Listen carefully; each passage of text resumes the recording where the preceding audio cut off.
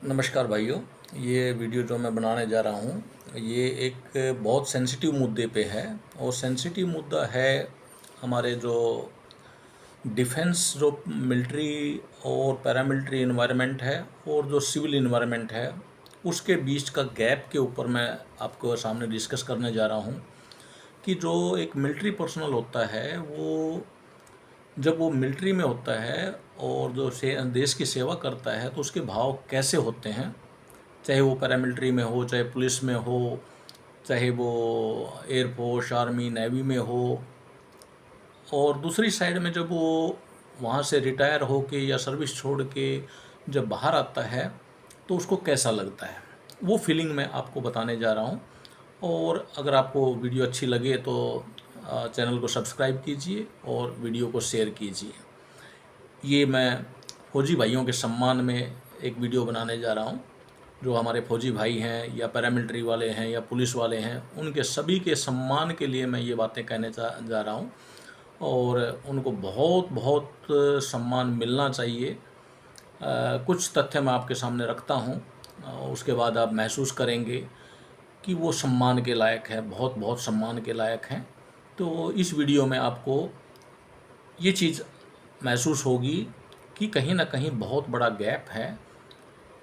वो गैप मैं आपको बताने जा रहा हूँ। शुरू करते हैं कि जब मिलिट्री पर्सनल या पैरामिलिट्री सब आ गए उसके अंदर, जब वो देश की सेवा करता है, उसका जो गेम शुरू होता है, जो प्ले शुरू होता है उसकी पहले ट्रेनिंग होती है। ट्रेनिंग के अंदर उसको 2 साल की ट्रेनिंग हो, 1 साल की हो, 3 साल की ट्रेनिंग हो, कई जगह 4 साल की भी ट्रेनिंग है। उसकी रग रग के अंदर, उसके डीएनए के अंदर एक भावना पैदा कर दी जाती है, मेरा देश, मेरा देश, मेरा देश, मेरा देश, मेरा देश भारत। और दूसरा एक शब्द होता है उसके लिए, दुश्मन। हर चीज़ में उसको एक सिखाया जाता है, अगर दुश्मन ये करेगा तो आप क्या करेंगे, अपने देश को कैसे बचाएंगे, अगर दुश्मन ने ये किया तो आप क्या करेंगे। दुश्मन कोई भी हो सकता है। एक मिलिट्री मैन, जो मिलिट्री पर्सनल है, उसके लिए एक ऑब्जेक्ट है, मतलब दुश्मन जो है ऑब्जेक्ट है उसके लिए। कोई भी कंट्री हो, पड़ोसी कंट्री हो। और ये जो मैं स्ट्रेटेजी बता रहा हूँ, ये स्ट्रेटेजी हर जगह है कि उनको, जो मिलिट्री पर्सनल है, उनको एक अपना देश और एक ऑब्जेक्ट दुश्मन, दो चीज़ें हर समय उनकी ज़ुबान पे, और उनको एक ट्रेनिंग के दौरान उसके कण कण में, उसकी रग रग में वो चीज़ डाल दी जाती है।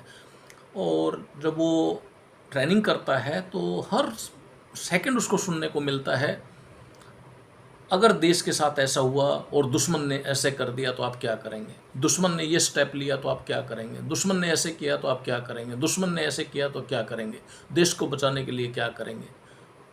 तो उसके हर पल जो सुनाई दे रहा है उसको, हर जगह से, हर सिस्टम से उसको एक ही सुनाई दे रहा है, देश और दुश्मन। अब देश जो है, अगर कोई भी देश बनता है, उसके एसेंशियल एलिमेंट्स क्या होते हैं। जो मैं देश बोल रहा हूँ, तो देश का एसेंशियल एलिमेंट, एक देश बनने के लिए सबसे पहले उसकी टेरिटरी होनी चाहिए, वहाँ पॉपुलेशन होनी चाहिए, उसके बाद गवर्नमेंट होनी चाहिए, गवर्नमेंट के बाद सोवरेनिटी होनी चाहिए उस देश की, प्रभुसत्ता जिसको बोलते हैं, तब वो देश बनता है। तो एक ऑब्जेक्ट के रूप में एक सैनिक को सिखाया जाता है कि देश जो है वो एक आइडेंटिटी है। जैसे भारत देश, भारत माता की जय, भारत माता की। जब एक मिलिट्री पर्सनल का मतलब मैं पैरामिलिट्री भी ले रहा हूँ, पुलिस भी ले रहा हूँ। जब एक मिलिट्री पर्सनल, डिफेंस पर्सनल जब ट्रेनिंग करता है, उसके लिए भारत माता, भारत देश एक आइडेंटिटी है। वो चाहे कितना भी पढ़ा लिखा हो, 10वीं पास से लेकर के पीएचडी तक, उसके बावजूद उसको हमारे देश की बाउंड्री का पूरा ज्ञान होता है। उसको हर लाइन का पता होता है कि हमारे देश की बाउंड्री क्या है। क्योंकि मैंने टेरिटरी बोला, सबसे पहले टेरिटरी का उसको पता होता है, टेरिटरी क्या है, उस देश की टेरिटरी कहाँ तक है। दूसरा उसको ख्याल होता है पॉपुलेशन, कि जो मेरे देश की पॉपुलेशन है वे मेरा परिवार है। हम 140 करोड़ हैं, 145 करोड़ हैं, जो भी हैं, एक मिलिट्री पर्सनल और डिफेंस पर्सनल के लिए ये उसका परिवार है। वो जो अपना निजी परिवार है उसको छोड़ करके मिलिट्री में जाता है तो उसको भूल जाता है। उसको ट्रेनिंग में ऐसा सिखाया जाता है कि मेरा जो देश है, पहले उसकी टेरिटरी के बारे में जानिए, फिर उसकी पॉपुलेशन, जितनी पॉपुलेशन है वो आपका परिवार है। उसके बाद जो है गवर्नमेंट और सॉवरेनिटी। एक फौजी आदमी जो है, डिफेंस पर्सनल, उसके दिल के अंदर गहराई में ये बात होती है, खासकर भारतवर्ष के लिए मैं बोल रहा हूँ, कि मेरी सरकार, मेरा देश, मेरी प्रभुसत्ता, मेरी टेरिटरी, मेरा देश, और इसके ऊपर अगर आंच भी आई तो ये मेरी जिम्मेवारी होगी कि मेरे देश के ऊपर आंच भी आ जाए। तो आपने बहुत सारी चीज़ें देखी होंगी, परमवीर चक्र जो सीरियल बनाया था वो भी देखा होगा। जो परमवीर मिलते हैं, शौर्य चक्र मिलते हैं, वीर चक्र मिलते हैं, आपको वो एक कहानी देखने को मिलती है। सच्चाई अगर आप महसूस भी कर पाएँ तो बहुत बड़ी बात होगी। मैं बोल रहा हूँ कि आप महसूस भी कर पाएँ वो वेदना उनकी, तो बहुत बड़ी बात हो जाएगी। जिनको परमवीर चक्र मिले, जिनको शौर्य चक्र मिले, जिनको वीर चक्र मिले, उन्होंने कैसे लड़ाई लड़ी और क्यों लड़ी, आप ये सोचिए उसके जुनून में क्या था। उसके जुनून में मैंने बताया दो ही चीज़ थी, मेरा देश और मेरा दुश्मन। मेरा देश और मेरा दुश्मन। देश कौन? जिसमें मेरे 140 करोड़ भाई बहन हैं, और वो 140 करोड़ भाई बहन के लिए अपना सीना जो है दुश्मन के सामने कर देता है। कितने सैनिकों की बात सुनी होगी आपने, 30 गोली लगी, 40 गोली लगी, 20 गोली लगी। सोच के देखिए आप, वो जुनून जो देश के लिए है उसका, देश पे मर मिटने का जुनून है उसका, वो जुनून पैदा किया जाता है ट्रेनिंग से। ट्रेनिंग में बताया जाता है उसको, जो मैंने बताया कि मेरा देश, मेरा देश, मेरा भारतवर्ष, मेरी भारत माता, और दूसरा ऑब्जेक्ट दिया जाता है उसको दुश्मन। वो दुश्मन देश भी हो सकता है और दुश्मन कोई और भी हो सकता है। तो मिलिट्री पर्सनल जो है, जो डिफेंस पर्सनल है, उसको सिविल से कोई मतलब नहीं होता। सिविल में इतना ही है, कोई सहयोग देना है, कोई वेलफेयर की ज़रूरत पड़ी है, कोई नेचुरल कैलेमिटी आ गई है, तो डिफेंस तैयार रहती है। आग लग गई, भूकंप आ गया, बहुत डिस्टरबेंस है अंदर में, तब वो सहयोग देते हैं सरकार को। वरना जो डिफेंस है वो केवल दो ही ऑब्जेक्ट लेके चलती है, मेरा देश और मेरा दुश्मन। अब आप बोलेंगे ये तो कोई नई बात नहीं हुई, ये तो सभी जानते हैं। क्योंकि आप महसूस नहीं करना चाहते उसको, इसलिए जानते हैं, महसूस नहीं करते। एक नौजवान 18 साल का, 20 साल का जब अपना घर छोड़कर जाता है और मिलिट्री के अंदर वो ट्रेनिंग लेता है और फिर उसको बॉर्डर पे भेज दिया जाता है, तो वो कभी फील नहीं करता, महसूस नहीं करता इस बात के लिए एक सेकंड के लिए भी कि मैं 140 करोड़ भारतीयों के लिए, उनकी रक्षा के लिए दिन रात बॉर्डर के ऊपर खड़ा हुआ हूं। लेह लद्दाख,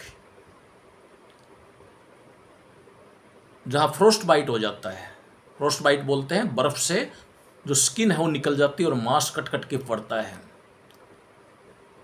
पैरों में फ्रोस्ट बाइट हो जाता है उनको,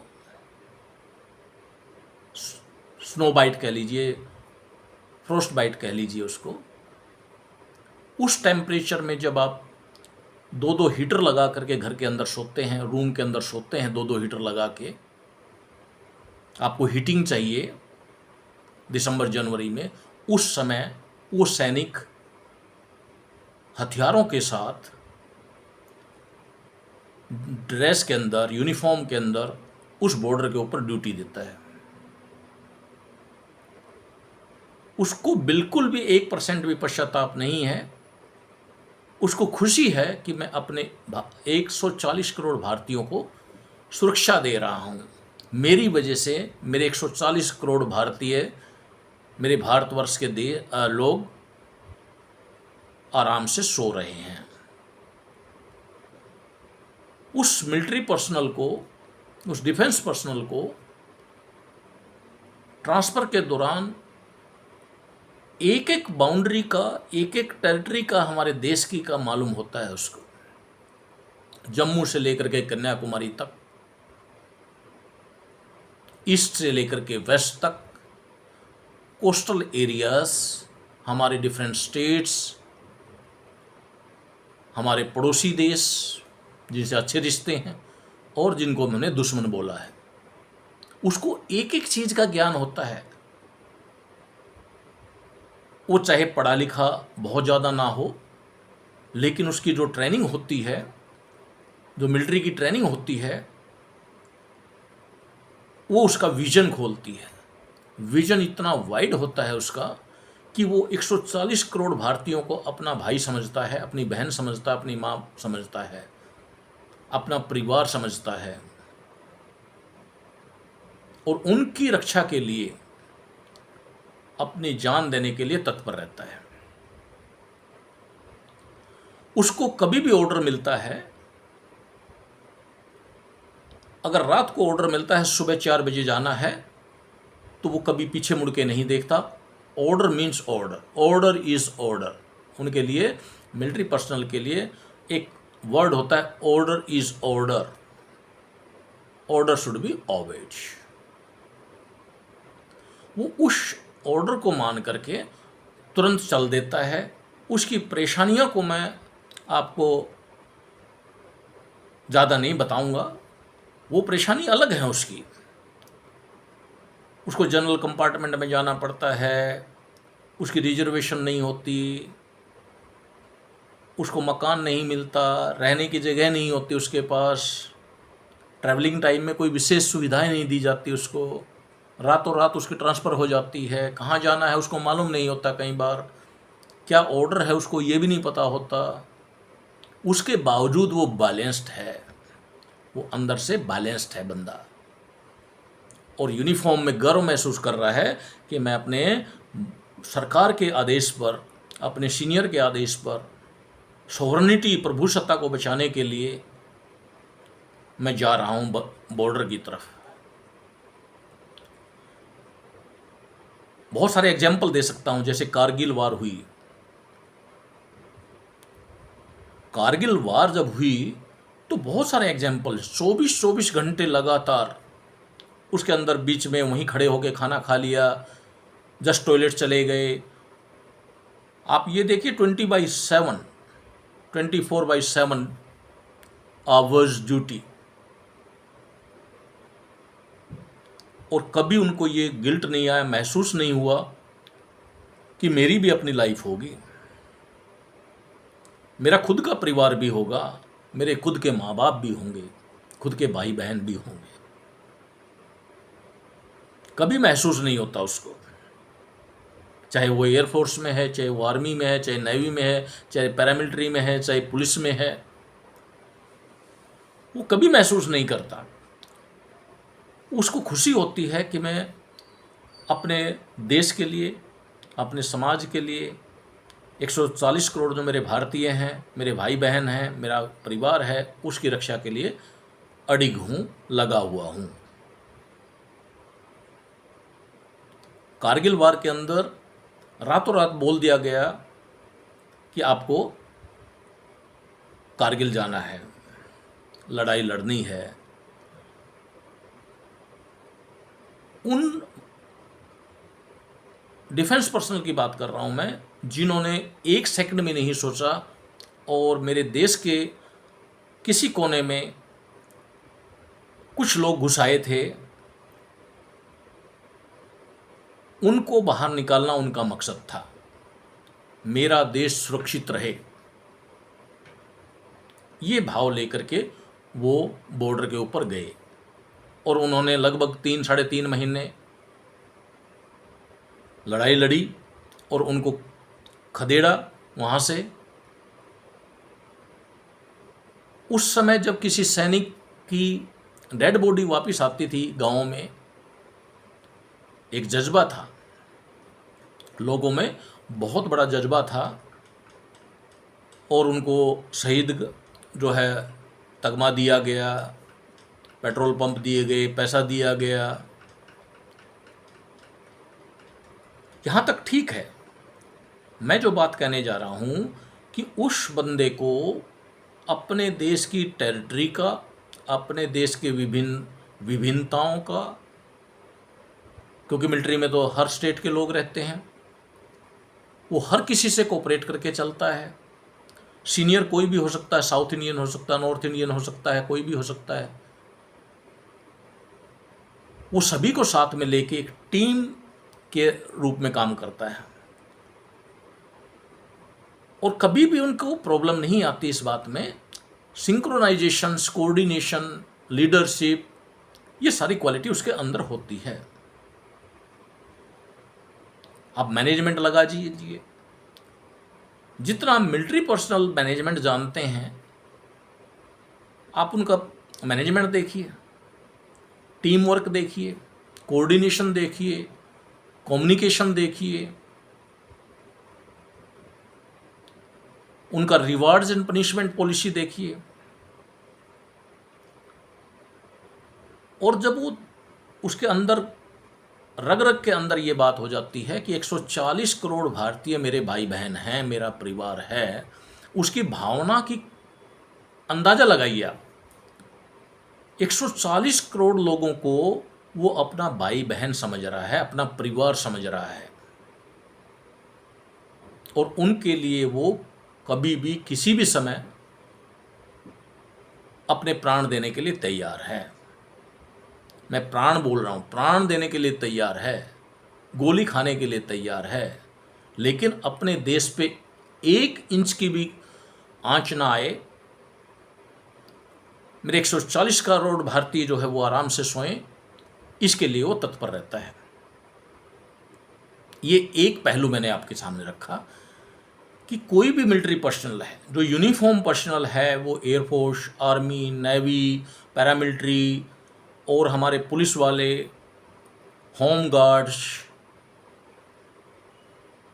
सभी की बात कर रहा हूं मैं, हर भाई की बात कर रहा हूं मैं जिसने यूनिफॉर्म पहन रखी है, जिसने यूनिफॉर्म पहन रखी है, जो रक्षा के लिए खड़ा हुआ है। उसकी भावना जो मैंने बताई, उसकी भावना इतनी व्याप्त है कि वो देश के हर सिस्टम को अपना सिस्टम और हर भाई को अपना भाई समझता है। 140 करोड़ भारतीयों को अपना भाई समझता, अपना परिवार समझता है। यहाँ तक एक बात मैं ख़त्म करता हूँ कि यहाँ तक एक बात हुई जो मैंने बताया। एक बात ये है, अगर आपको ये महसूस हो तो मैं और भी आगे इसके बारे में चर्चा करूँगा।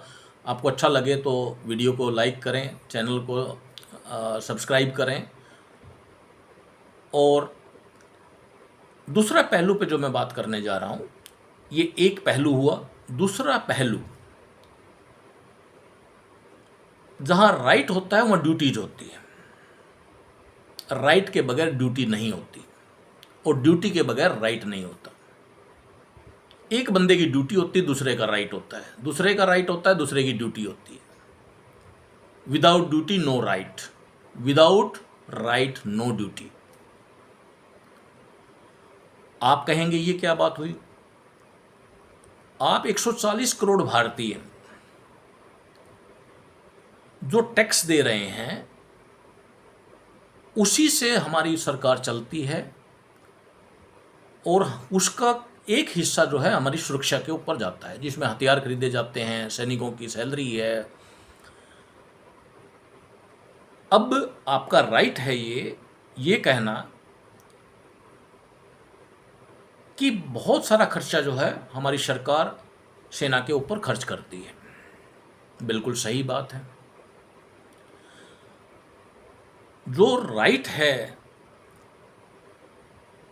दूसरी तरह साइड में ड्यूटी है, सैनिक की भी और हमारे जो देशवासी की भी। जब वो सैनिक, जब वो डिफेंस पर्सनल जो बॉर्डर पे था अभी तक अपने देश की रक्षा के लिए, अपने भारतीयों की रक्षा के लिए, जब वो रिटायर होता है, सर्विस छोड़कर आता है, और उन्हीं भाइयों में आता है जो दिन रात उसने एक सपना देखा कि मेरे 140 करोड़ भारतीय हैं, मेरा परिवार है, मेरी भाई बहन हैं, मेरे माँ बाप हैं, ये 140 करोड़ जो लोग हैं, ये मेरा परिवार है। वो इस भाव से अपनी ड्यूटी पूरी कर करके वहाँ से सर्विस छोड़ करके रिटायर होके वापस आता है।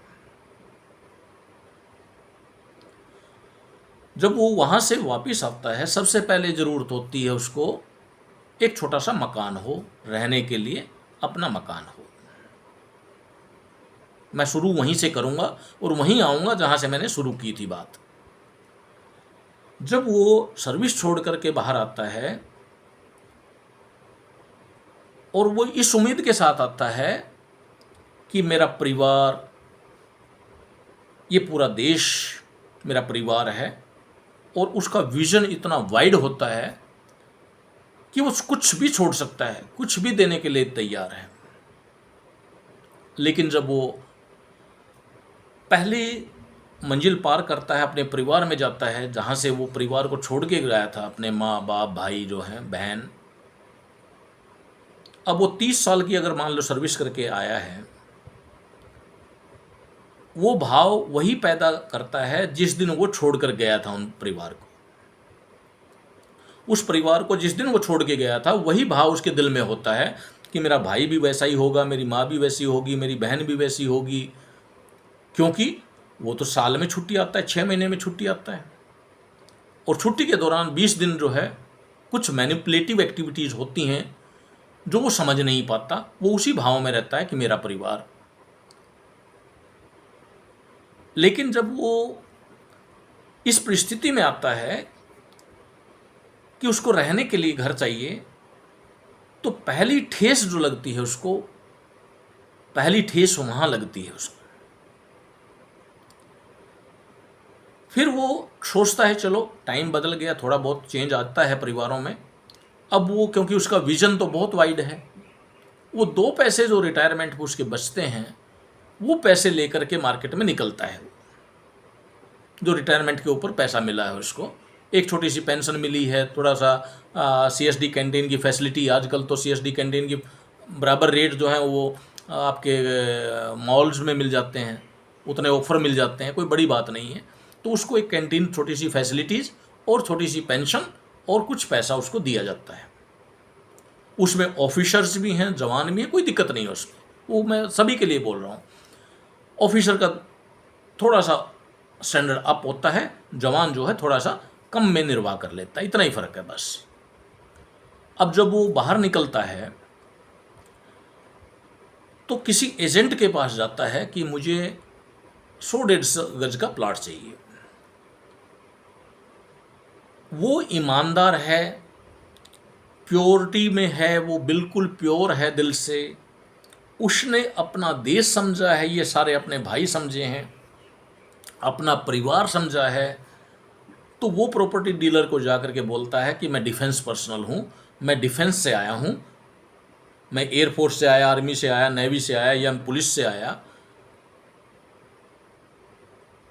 तो कमाल की बात है कि वो प्रॉपर्टी डीलर सबसे पहले भाव पैदा क्या करता है कि फौजी मिल गया।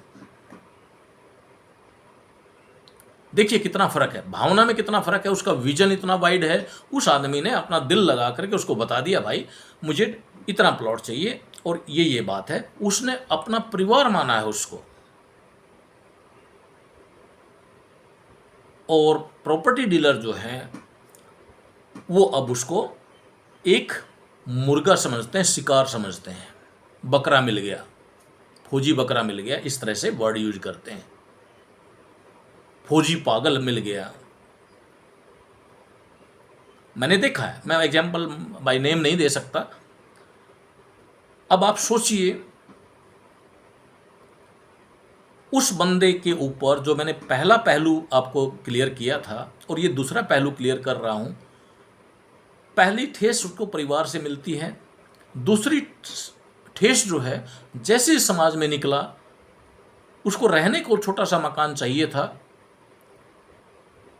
अब उसको बाहर जो सिस्टम है, उसने देखा कि ये तो यहाँ चीटर बैठे हुए हैं। दूसरी ठेस यहाँ लगी उसको कि ये चीटर है, क्योंकि मैंने पहले पहलू में बताया कि वो बहुत वाइड है, विजन वाइड है, सारे देश को अपना परिवार समझ रखा है और उसका नॉलेज बहुत ज़्यादा है।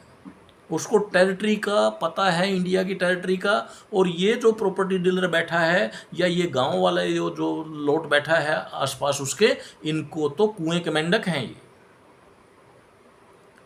ये कुएं के मेंढक जो हैं उसको पागल घोषित करते हैं। ये कुएं के मेंढक क्या करते हैं, इनको केवल केवल केवल चीटिंग करना इन्होंने पीएचडी की है। ये ना अपने भाई को छोड़ते, ना अपनी बहन को छोड़ते, ना माँ बाप को छोड़ते, ना पड़ोसी को छोड़ते, ये किसी को नहीं छोड़ते। ये पीएचडी किए हुए हैं चीटिंग में, पीएचडी इन चीटिंग। और इनका पाला पड़ गया फौजी आदमी से। अब फौजी आदमी को जब समझ में आने लगता है और एक दिन बैठ करके फौजी भाई जब बैठ के सोचता है, वो पहले वाली बात कि मैं किन कमीनों के लिए मर रहा था, क्या यही मेरे परिवार के सदस्य थे जिसको मैं 140 करोड़ को अपना भारतीय माना हुआ था, अपना परिवार माना हुआ था, अपना देश माना हुआ था, आज वो मेरे को बकरा बना रहे हैं, आज मेरे को काटने के लिए तैयार है, मेरे को चीटिंग करने के लिए तैयार है। वो अपने विजन को, अपने देश के बारे में जितनी जानकारियां हैं वो इन मेंढक को बताता है। ये जो मेंढक बैठे हुए हैं, जो एक गांव से और एक शहर से बाहर नहीं गए, जिनका केवल पीएचडी इन चीटिंग है, वो भाई जो मिलिट्री वाला है वो अपनी भावना व्यक्त करता है इनके सामने कि हम देश के लिए ये करते थे, हम देश के लिए वो करते थे, और ये उसका मजाक उड़ाते हैं, ये उसका मजाक बनाते हैं और पीठ के पीछे उसकी अजीब सी बातें करते हैं उसके बारे में।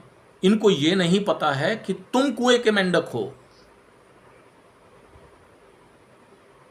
तुम एक शहर से दूसरे शहर तक ही लिमिटेड हो, एक गांव से दूसरे गांव तक लिमिटेड हो।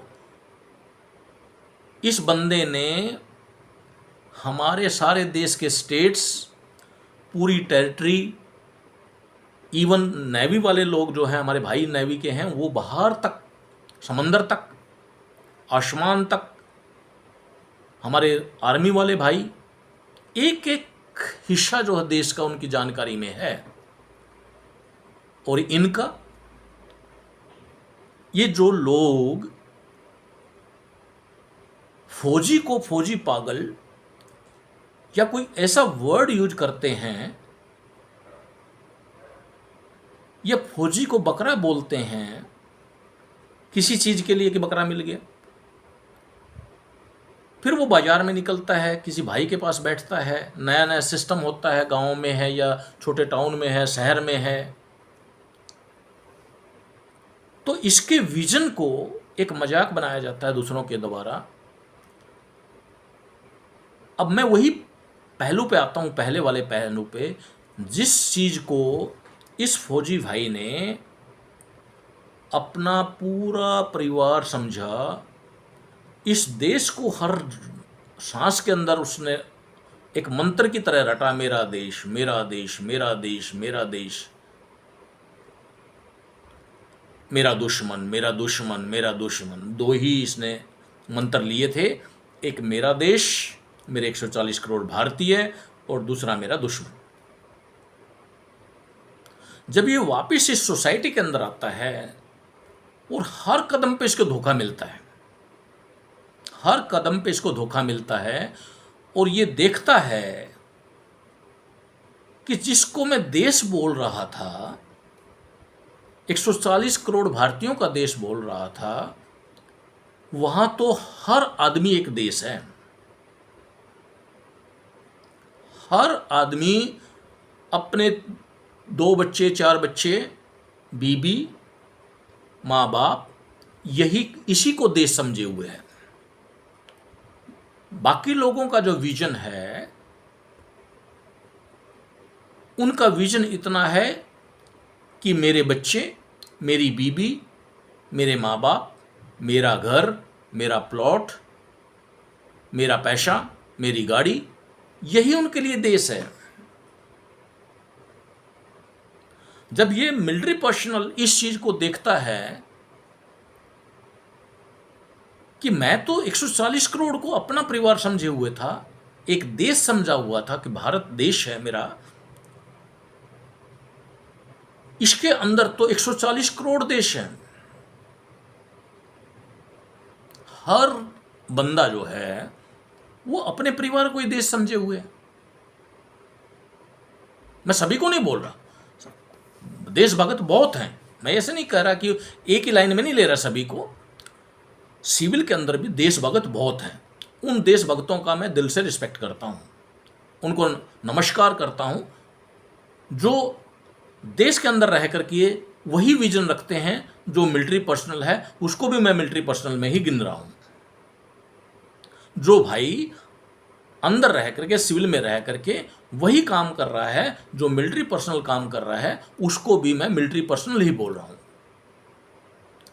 अब उनको निकाल के, मान लो 20 करोड़ फैमिली हैं या 25 करोड़ फैमिली हैं, तो 25 करोड़ में हर आदमी केवल अपने परिवार की सोच रहा है कि मेरे बच्चे कैसे रहें, मेरी फैमिली कैसे रहें, उनको कोई मतलब नहीं दुनियादारी से। तो उस मिलिट्री पर्सनल के ऊपर क्या गुजरती है? आप मेरी बात को थोड़ा सा महसूस करके देखिए कि उस बंदे के ऊपर जो हार्ट से, अपने दिल से ये सोच रहा था कि ये मेरा परिवार है, और उसको कदम कदम पे एक ऐसा दिखाई दिया कि मैं किसके लिए मर रहा था, किस आदमी के लिए मैं जान दे रहा था।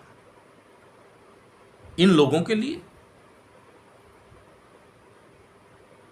जो मेरे के साथ ही चीटिंग कर रहे हैं। होना क्या चाहिए? अब यहां तक जो मैं बात की, ये सेकंड बात थी। थर्ड, होना क्या चाहिए? हमारा जो वर्दी धारक है, कोई भी वर्दी धारक आदमी है, चाहे वो पुलिस वाला है, चाहे वो मिलिट्री वाला है, एयरफोर्स, नेवी, आर्मी, या पैरामिलिट्री वाला है, हमारे देश के अंदर ये भावना पैदा होनी चाहिए कि वर्दी धारक को देखते ही मेरे दिल के अंदर भाव आए, ये सच्चा इंसान है। एक सच्चा इंसान करके उसको पुकारा जाए। कितनी सच्चाई से वो देश के लिए काम कर रहा है। एक्सेप्शनल हो सकते हैं, आप उसको कमेंट में लिख देंगे, मुझे मालूम है एक्सेप्शनल चीज़ें होती हैं। एक जनरल चीज़ जो बोलते हैं उसमें एक्सेप्शनल तो होते हैं। एक्सेप्शनल तो घर में भी मिल जाएंगे आपको, आपके घर में भी मिल जाएंगे। एक्सेप्शनल की बात नहीं कर रहा मैं। तो हमारे जो मिलिट्री पर्सनल है, उसका सम्मान जो है वो हमारी ड्यूटी है। एक मिलिट्री पर्सनल का सम्मान करना, दिल से सम्मान करना, ये हमारी ड्यूटी है। हमारा राइट था ड्यूटी के साथ में, क्योंकि सेना के ऊपर हमारी गवर्नमेंट सरकार खर्च कर रही है। वो आपका एक प्रकार से राइट है ये कहना कि हम टैक्स देते हैं और उस टैक्स के अंदर हमारा सेना के ऊपर खर्च किया जाता है, वो आपका राइट है कहना। लेकिन उस भाई की ड्यूटी है कि वो देश के लिए एक सेकंड भी ना सोचे, अपने प्राणों के लिए, देश की रक्षा के लिए, 140 करोड़ भारतीयों के लिए। वो उसकी ड्यूटी है। लेकिन उसका राइट भी है कि जब वो सर्विस पूरी करके आए उसको पूरा सम्मान मिले, वो उसका राइट बनता है। अगर आप एक मिलिट्री पर्सनल के या डिफेंस पर्सनल के या सैनिक के आप सम्मान नहीं दे पा रहे, तो इसका मतलब उसका राइट छीना जा रहा है। उसकी जो रिस्पेक्ट बनती है, बाकी देशों में देखिए, आप दूसरे देशों में देखिए मिलिट्री पर्सनल का कितना रिस्पेक्ट है। ये हमारी सोसाइटी में क्यों ऐसी प्रॉब्लम है? बाकी डेवलप्ड कंट्री में जाइए आप, वहां एक मिलिट्री पर्सनल जो है वो बड़े बड़े ओहदों पे होता है। जितनी बड़ी ऑर्गेनाइजेशन होंगे वहां पर लगभग मिलिट्री पर्सनल मिलते हैं, क्योंकि वो लोग बिलीव करते हैं कि ये जो काम करेगा ईमानदारी से करेगा। ये हमारी क्या प्रॉब्लम है कि हम उसका वो रिस्पेक्ट वाला राइट भी छीन लेते हैं। वो मिलिट्री पर्सनल इस बात को बार बार सोचता है कि किस किस चीज के लिए मैं अपनी जान दे रहा था।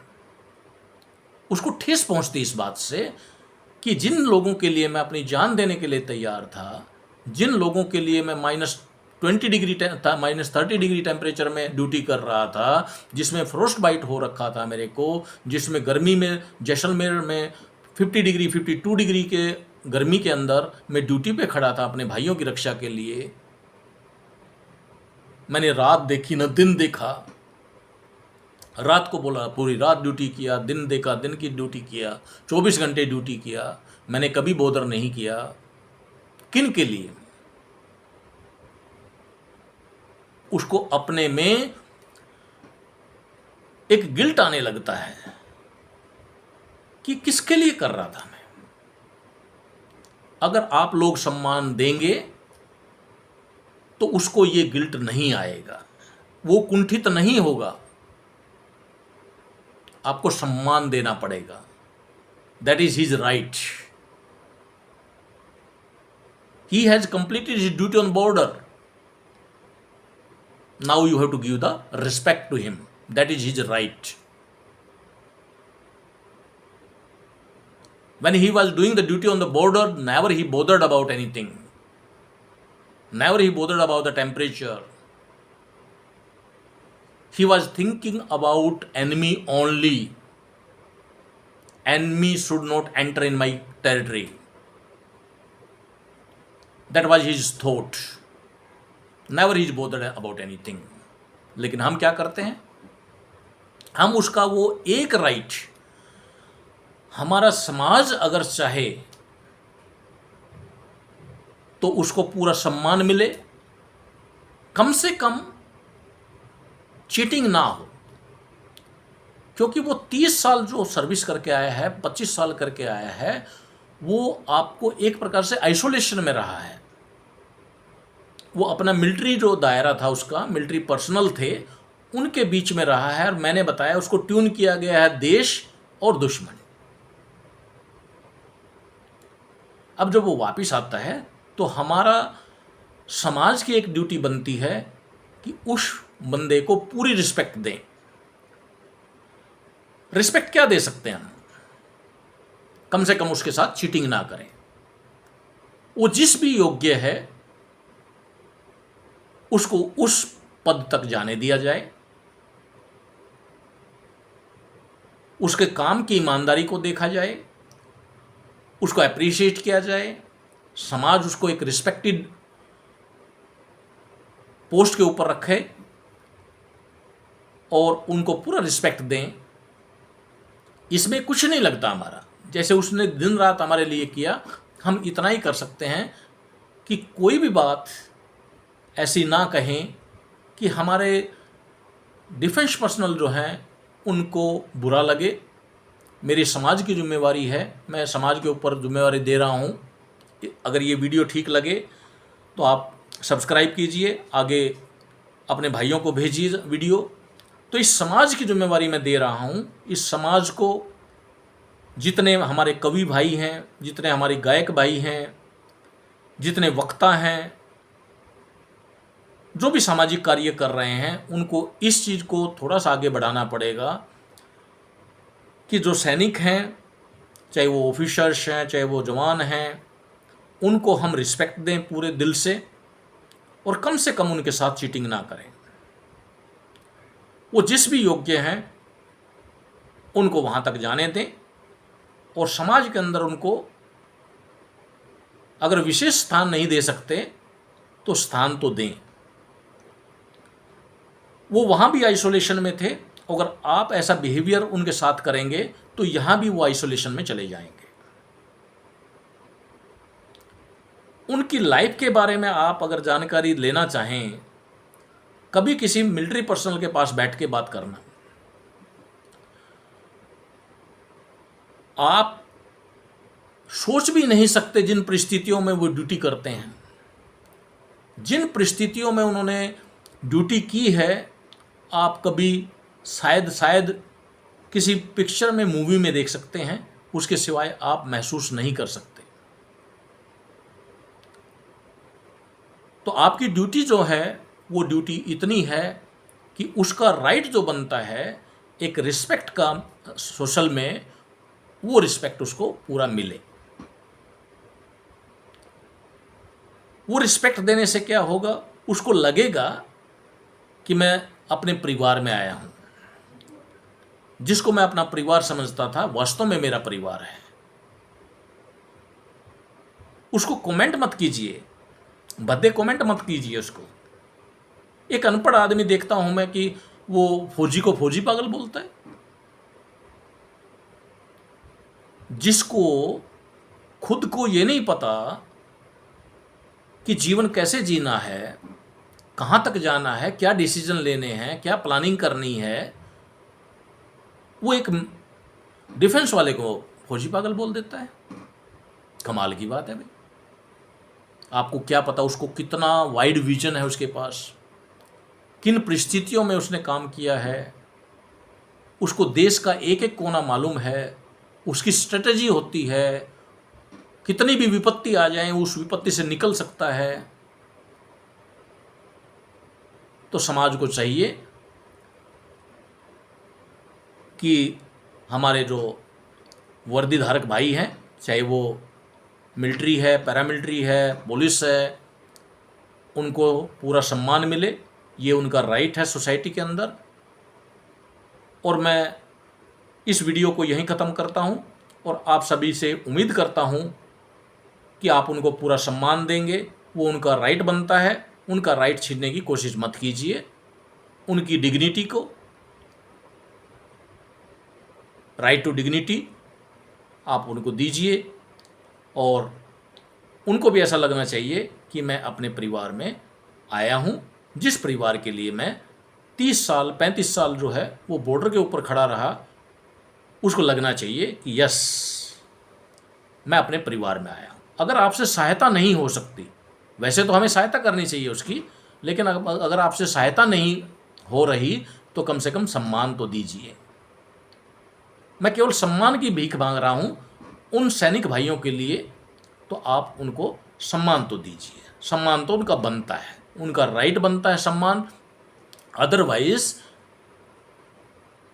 आप देखिए कि ये दो बात हो जाएंगी कि जो आपके लिए दिन रात सोच रहा था और आपकी भावना अगर अलग मिली उसको, तो उसको बहुत बुरा लगेगा और ये एक प्रकार से आपका पाप होगा, आपके ऊपर ये भार रहेगा, ये पाप बनेगा। तो आप उनका पूरा सम्मान दीजिए, और उनको अपने में शामिल कीजिए, उसको लगे कि वास्तव में मेरा देश है और इसके लिए ही मैं काम कर रहा था। धन्यवाद।